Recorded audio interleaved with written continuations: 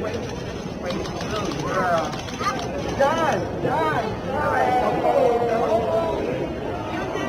give her a hand.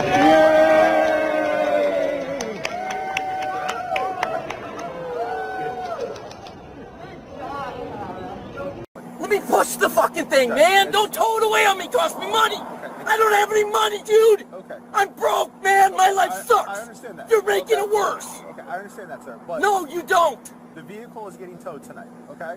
So you need God damn, you all fucking suck. Okay. You all fucking suck. Okay. Are you Suck. Are you done with that? Bad. I just have to write You it. suck. You're not nice. You're not cordial. You don't give a fuck about people like.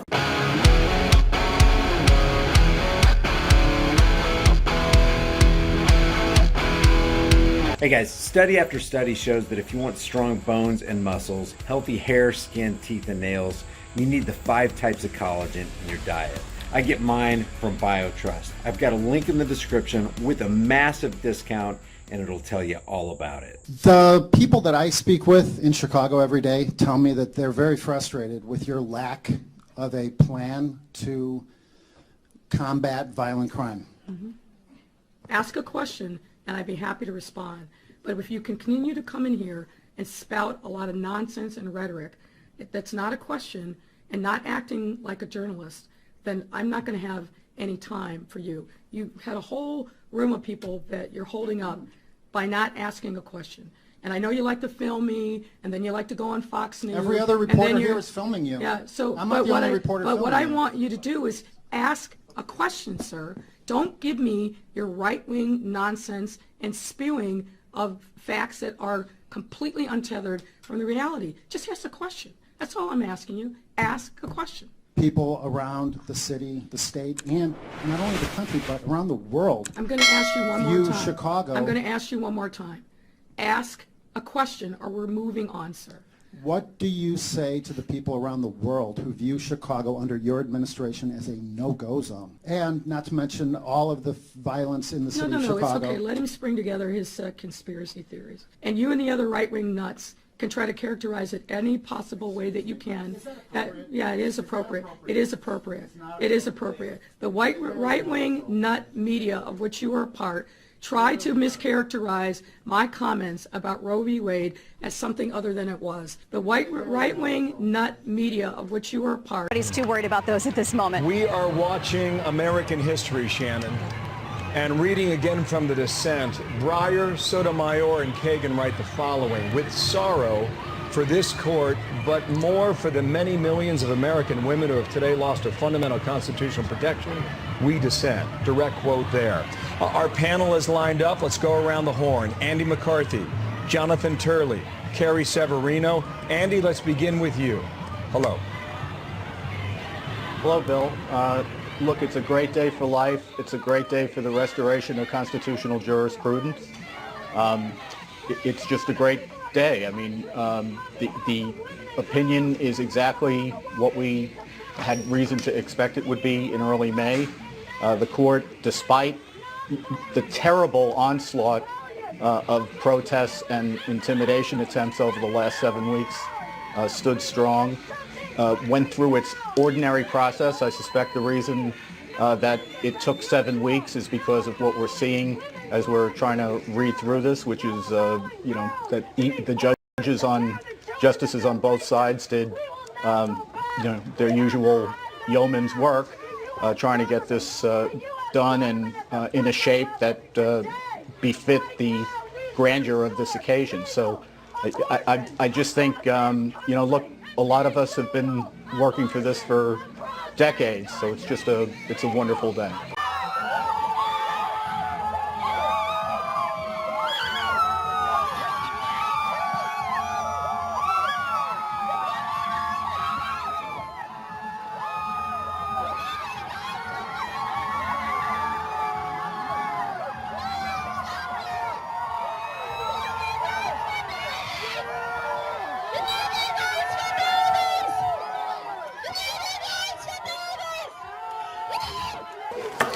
What does it mean in certain states? How will you see the impact for Planned Parenthood?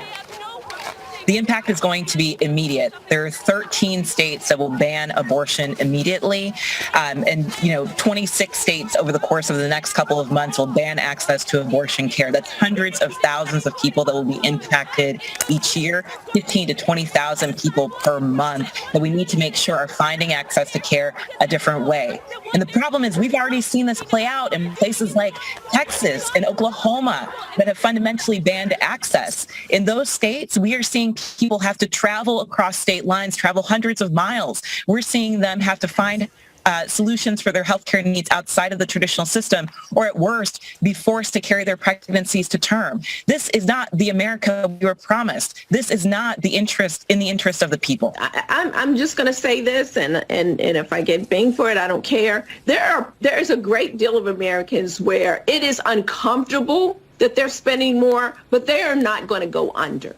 You got to stop complaining when there's so many people who literally the inflation rate means they may only have 2 meals instead of 3. There are Americans who did extremely well in the last 2 years in the market. You still have your job. And yeah, it's costing you more for gas, but guess what? You're still going to take that holiday, that 4th of July vacation. You can still eat out.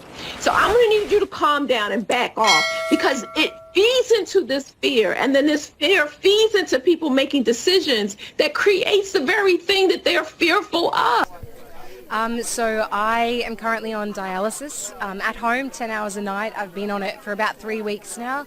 So you have a machine you take home that works? Yeah, so it basically keeps me alive. I have kidney failure. It's genetic, unfortunately.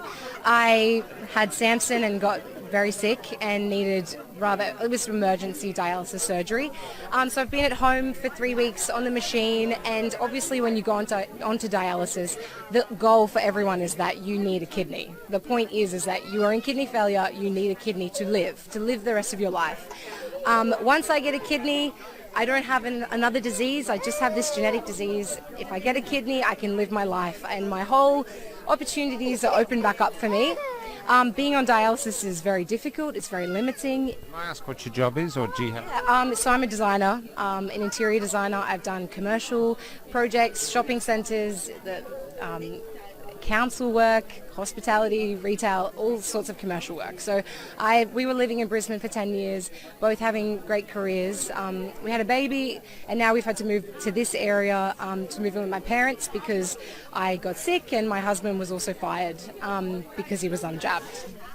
It's a lot. With all the crazy stated plans of the Great Reset, the currency reset, and even the food reset, it's not a matter of if the store shelves are going to clear and there's a lack of food. The question is when. You need to get long-term storable food. It doesn't matter if it's from me or you just go to the store and you buy food. Just grab dry, storable food while you can. If you want to get it from me, you're going to support the channel and you're going to help yourself out because my link has a discount code embedded within it. You can check that out in the description below.